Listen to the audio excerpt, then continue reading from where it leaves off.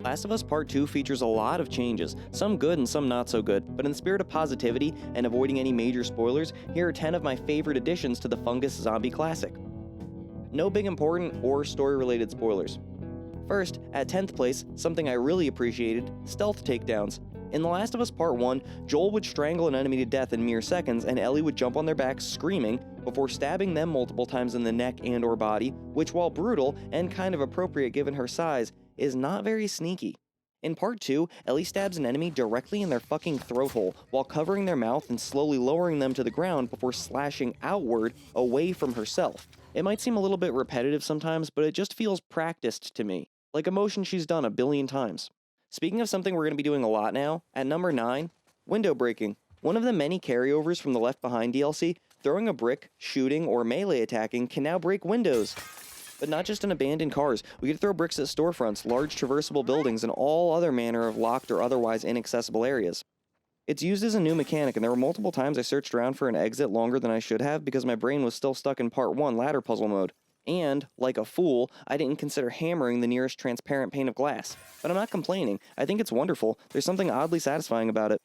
Next, something that's not really that wonderful, but sorta is. Number 8, item scarcity.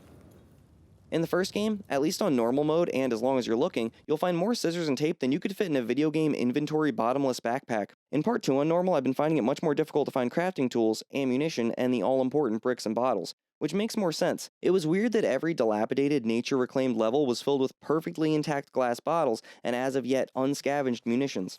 I enjoy this change. It adds to the realism and keeps the player feeling desperate and under-equipped.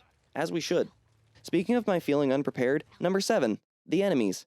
Existing creatures like clickers and bloaters have new, altered appearances, making them even more unsettling than they already were. There are also new monstrously fungal foes to contend with and throw bottles of fire at.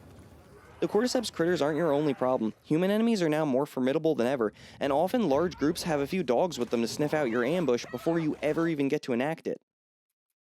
One last thing, I don't want this to be a spoiler, but if you hear whistling, proceed quietly and preferably under some kind of cover. Best of luck. Thankfully, Ellie and the player are both better equipped to deliver her would-be killers to the great beyond now than ever, hence number 6 being the new Uncharted-like dodge mechanic. Pressing L1, typically the sprint button at the right time during an enemy mollywop, causes your character to slip out of the way at the last second. It took me a little getting used to, but I came to really appreciate it. It's a welcome change from just running up to and away from your enemies while mashing square. Being able to dodge is great and all, but if the game's only 13 hours long, you can only dodge so much, or throw so many bricks, slit so many throats. You get it. Well, good news. 5th change on our list is the length. It's a big long game with a lot more to do. If I had any criticism at all for the first title, it would be that we didn't get to see more of Ellie and Joel's travels. But I also feel like it needed to be as concise as it was to deliver its message. Thankfully, Ellie's latest adventure is roughly twice the original's length, so you'll have days or potentially weeks of exploration and story to absorb. Moving right along, at number 4 I put the graphics. The visuals of The Last of Us have always been top-notch, and I don't think anyone expected to be disappointed in terms of textures and environments, and boy was I not. From the opening scene onward, this game was an optical treat I felt like I didn't deserve. From amazing lush forests to beautifully rippling water, it's all just perfect. But again, I'll bet you expected that going in, and while it's not much of a change really, it's still a very big noticeable upgrade. Speaking of noticeable improvements, one of the most immediately obvious is our 3rd place pick, the scale. Some of these new, wonderfully realized hallways aren't even shaped like hallways anymore. And some of them are so big and so open, you need a horse to explore the entire thing without it taking you multiple hours. The amount of ground you're expected to cover on just day 1 in Seattle seems larger than many of the first game's maps put together. Between that and all the time the newly lengthened story will take you to beat, there's just a whole lot of game here. I can understand feeling as though you want to rush through all that content, but in my opinion, the second best thing about both of these games requires patience. So very appropriately, the 2nd place on our list is the new stealth. Obviously, stealth itself is going to be your best friend by the time you complete Part 1, but in Part 2, you can go full Solid Snake, and finally, you can lay on the goddamn ground. Flattening yourself to the earth isn't your only means of avoiding optical observation. You could also take advantage of all that stunningly rendered foliage by crouching or going prone in tall grass. This doesn't make you invisible, but at a distance can make you very difficult to instantly spot, leading to even more maneuverability, player agency, and neck stabbing. You're also able to use water in a similar manner, so long as you stay under it. It was tough to say any change from the first game beats what they've done in terms of stealth, But there is one thing, or several things, that in my mind make way more of a difference in your experiencing of this game. But first, some honorable mentions. Foes will often scream out their friend's name as you shoot their face off, or, upon their own dismemberment, will cry out in shock and agony as they bleed to death alone on the wet floor. There's a much greater amount of working mirrors. Almost every single one I found in the first 6 hours of play were legit. Last honorable mention is the slammin' boat from the menu screen. Jesus Christ, look at how hot that thing is. I wouldn't even know what to do with that. Now that we're past that, finally, at number 1, Giraffe Moments.